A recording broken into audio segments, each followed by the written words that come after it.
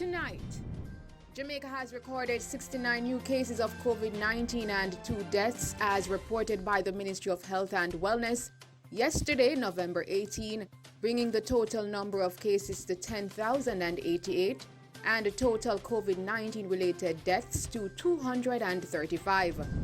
Governor of Bank of Jamaica Richard Biles, during today's monetary policy press conference, anticipates that consumer prices will rise over the next 3 quarters. Consumer prices will rise as follows over the next 3 quarters. The December quarter between 5.5% to 6.5%. 5 women charged for brutal attack on 17-year-old girl Kaylin Dowdy along Barbican Road in Kingston on November 9.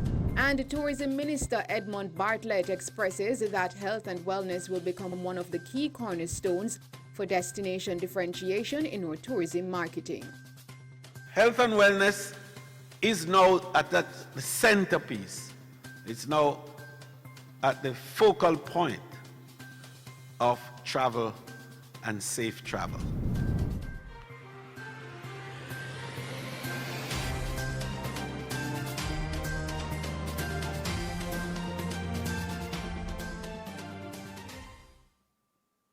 Good evening. Jamaica has recorded 69 new cases of the COVID-19 virus and 2 deaths, as reported by the Ministry of Health and Wellness yesterday, November 18. The country's total number of confirmed COVID-19 cases now stand at 10,088, of which 4,306 are active. The new cases consist of 36 males and 33 females with ages ranging from 3 months to 83 years. Of the new cases, 20 are from St. Catherine, 12 are from Kingston and St. Andrew, 9 from St. James, 7 from St. Anne, 6 from Hanover, 4 each from Manchester and St. Elizabeth, 3 from Westmoreland and 2 each from Portland and Trelawney. The ministry said 1 was locally transmitted, 1 is a contact of a confirmed case, and the other 67 are under investigation. Meanwhile, the 2 deaths are that of a 53-year-old female and a 63-year-old male, both from Kingston and St. Andrew. The country's death toll since the outbreak now stands at 235. Another death was reported under investigation. The ministry also reported that 38 patients have recovered from the virus, bringing the country's total number of recoveries to 5,407. Governor of the Bank of Jamaica BOJ, Richard Biles, during today's monetary policy press conference said that he anticipates that consumer prices will rise over the next 3 quarters. Bank of Jamaica anticipates the consumer prices will rise as follows over the next 3 quarters. The December quarter between 5.5% to 6.5%. The March quarter between 6% and 7%. And then the June quarter next year between 4% and 5%. We are therefore indicating that there is some risk that inflation could breach the upper end of the target range in both December of this year and during the March quarter next year. This is an outlook that is higher than the bank's previous forecast. Partial rebound of about 3% in growth to commence in financial year 21-22 and could possibly be as high as 8% if there is a strong recovery in tourism.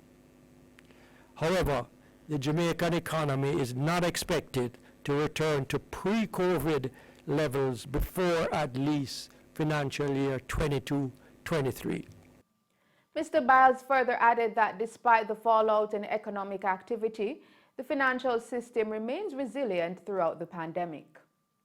Our regular assessment of deposit-taking institutions' balance sheets indicate that they are more than adequately capitalized and in compliance with prudent liquidity standards. Loan quality in the system, while naturally showing a small deterioration, remains well below the danger threshold. As it relates to our external accounts, notwithstanding the fallout in tourism flows, the bank expects that the current account deficit of the balance of payments will remain at sustainable levels of 2 to 4% of GDP over the next 2 years. This, ladies and gentlemen, is better than previously expected, supported by stronger than expected remittance inflows, a dramatic fall in imports, as well as lower levels of private capital flows. As such, Jamaica's reserves remain healthy, with net international reserves at the end of October amounting to approximately $2.9 billion US dollars. Meanwhile, he notes that foreign exchange supply has kept pace with the demand despite the COVID-19 pandemic. However, it has a deep impact on the domestic economy. Indeed, it would be normal for the exchange rate in a tourism-dependent economy like ours to depreciate more rapidly in a crisis like this. But quite remarkably, supply has virtually kept pace with demand. Between March and October of this year, daily purchases of foreign currency by authorized dealers and cambios from end users averaged 30.4 million US dollars per day, slightly lower than the average of 33.4 million recorded last year. The macroeconomic indicators and forecasts that we have presented today reveal that the COVID-19 pandemic continues to have a deep impact on the domestic economy. The bank will focus on maintaining inflation within the target range of 4 to 6%, and we stand ready to deploy additional measures where appropriate to ensure the continued smooth flow of liquidity in the financial system. In other news, investigators assigned to the Grand Spend Police arrested and charged 5 women with a brutal attack of 17-year-old Kaylin Dowdy, which took place along Barbican Road in Kingston on November 9. Charged for wounding with intent and unlawful wounding are 28-year-old Shakima McLeod, otherwise called Kima, 33-year-old Nadine Aldridge, 45-year-old Yolanda Vassell, 22-year-old Timon Williams, otherwise called Rusty, and 26-year-old Cassian Lewis, otherwise called Chrissy, all of Barbican Road, Kingston 8. Reports are that at about 11:30 p.m., the injured teen and McLeod had an argument which developed into a brawl when Aldridge, Vassell Williams, and Lewis joined in. The complainant was beaten until she was unconscious. She was taken to hospital where she is admitted in serious condition. All 5 women are to appear before the Kingston and St. Andrew Parish Court on December 2. Minister of State in the Ministry of Education, Youth and Information, Robert Nestor Morgan, has asked the Child Protection and Family Services Agency, CPFSA, to expedite investigations into recent disturbing incidents involving children. On Sunday, 5-year-old Michael Allen was mauled by dogs as he walked home alone after being sent to a shop, while 6-year-old Shane Banton's lifeless body was found recently just hours after going missing. The minister extends sympathies to the families and is imploring parents and communities to be more vigilant in safeguarding and extending care to our children. So far, as part of its response mechanism, the Child Protection and Family Services Agency has visited the affected families and initiated grief counseling. Arrangements also have been made for therapy sessions and ongoing support for the families. Minister Morgan added that the ministry is focused on passing key pieces of legislation to better protect our children, such as the Child Care and Protection Act, the Adoption Act, as well as administrative changes to improve how the ministry responds to matters that affect the well-being of our children.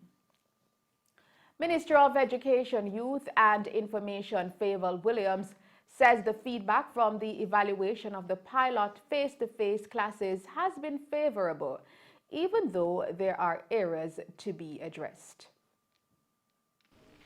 We need to bring our students back as well into the face-to-face. And you would have seen that us starting a pilot with 17 schools. This is week 2 of that. And for the most part, the schools are doing their best. There is one particular area as it relates to how they deal with students who show up with symptoms that need some tightening up on. It's an important area. But we're going to work to ensure that we give schools the support in terms of medical personnel to help out in that area. But we are going to continue to open our schools safely.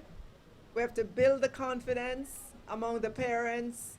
We have to ensure that those who have to take public transportation to school, especially students in the Kingston area, that we do that safely as well. But over time, you will see more and more schools opening for our students to come back to the face-to-face. Minister Williams, who was at the handing over ceremony of tablets to students at the Lucy Primary School in Hanover earlier today, also explained that high school students that are on the PATH program will be a part of the second round of students to receive tablets. In our next round of handover, we'll be targeting also the PATH students in our high schools in grades 10 to 13.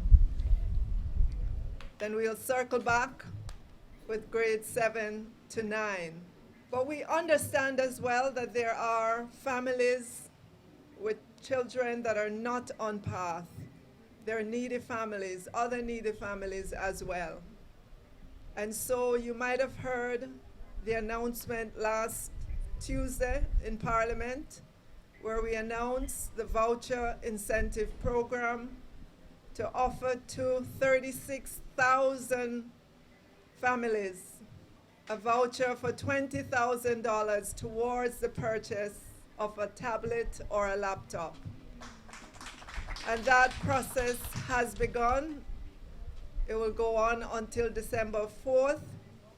We want Jamaica, we want all our citizens to become digitally literate and to begin to move to become digitally fluent, meaning you're able to manage yourself in the online world. Chief Executive Officer of E-Learning Jamaica Company Limited, Keith Smith, says through the ministry's efforts, they have procured over 100,000 tablets for students. This particular program is for providing 40,000 students with tablets. These students are those who are PATH students as designated by the ministry in grades 4, 5, and 6. For this particular program, we have already distributed 34,200 tablets. The balance of tablets is 34,200, yes. You can clap. I don't mind. 34,200 tablets have been distributed. We're expecting a balance of 6,000 to arrive from the vendors today, and those will be distributed over the next couple of weeks, which would mean 40,000 students now have tablets that never had prior to the pandemic. Additionally to that, we've just received approval from Cabinet and placed an order with Dell for 15,000 laptops. The first 2,000 were expected to arrive in the island within the next 20 days. I just had confirmation from the vendor this morning. And the balance of 13,000 will arrive in January. Those 15,000 laptops have been designated by the Ministry of Education for PATH students in grades 10, 11, 12, and 13. And we expect to commence that distribution as soon as they arrive and wrap it up before the end of January. Additionally, we're at the final stages of procurement of another 16,000 tablets. Those tablets has been designated by the ministry for PATH students in grades 7, 8, and 9. If you combine all of the things I've just announced, I've just told you, over 100,000 devices would have been sponsored or supported by the Ministry of Education and the government for deployment to students this year, over 100,000, which is more than the government has probably done in the last 10 years. So it's a significant achievement. Meanwhile, Member of Parliament for Western Hanover, Tamika Davis, in commending the Ministry for the partnership with e-learning to enable students to continue their education online, advocated for the ministry to consider schools in the parish to participate in the face-to-face pilot program. In these times when we are hardest hit by the coronavirus, it has caused us to look at education in a different way, and which is why the partnership with e-learning Jamaica is such a remarkable one. Today, we are here to celebrate the receipt of well over 800 tablets. And this by itself cements the point that education, although we have been hard hit, must continue. No child will be left behind. Each child will have the opportunity to continue their education. Hanover was the last parish to record a COVID case. And I will urge that when I ask you to consider schools going forward to the face-to-face. Not only are we the last parish, but more importantly, we have the least number of active cases.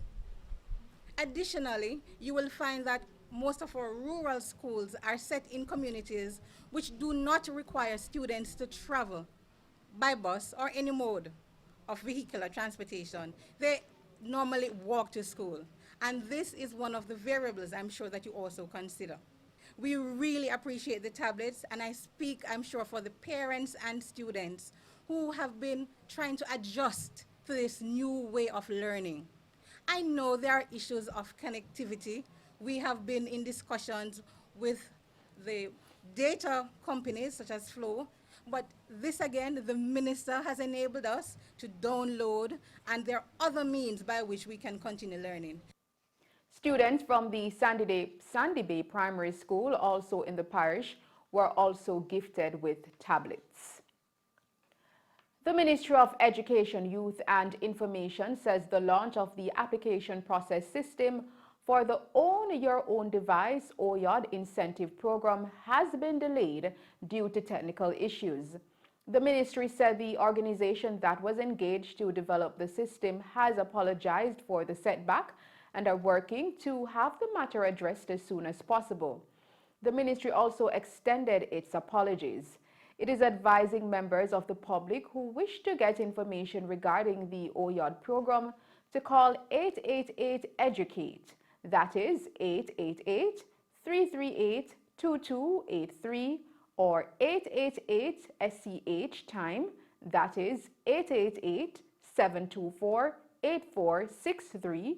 Or email the ministry at educate@educate.gov.jm and oyod@moeye.gov.jm.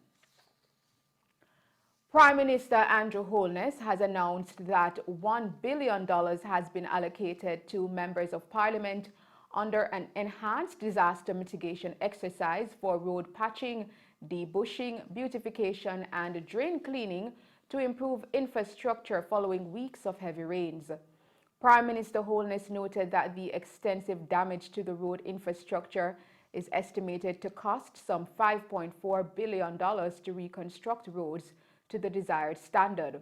However, approximately half of that amount is needed to repair the roads to a usable standard.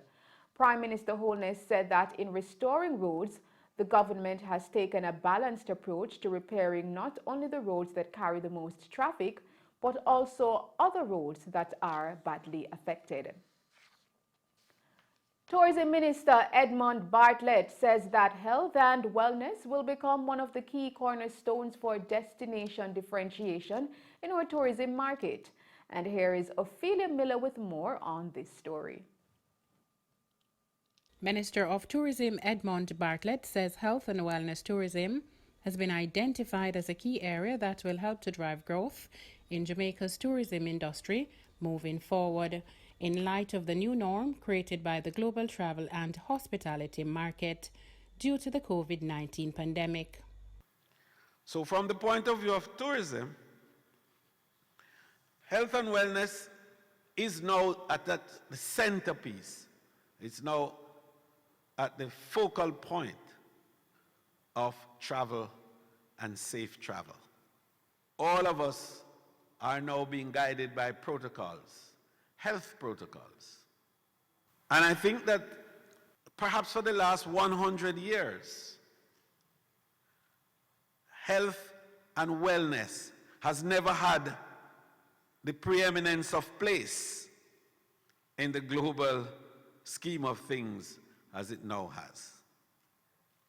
The airlines are not moving unless the health protocols are in place. The hotels are not opening unless the health protocols are in place. The transportation systems are not functioning. The restaurants are not opening. No service area is operational without the health protocols. And I just want to let you know that even the parliament of the land is not happening without the health protocols. The tourism minister, who was making a presentation at the opening of the two-day Jamaica Health and Wellness Tourism Conference, now underway at the Montego Bay Convention Center, also said that the management of business in the tourism sector is important, as this will help to determine their economic growth in these difficult times. We must see the need and develop the resolve and the will to be healthy and well, and therefore do the things that we ought to do to ensure so.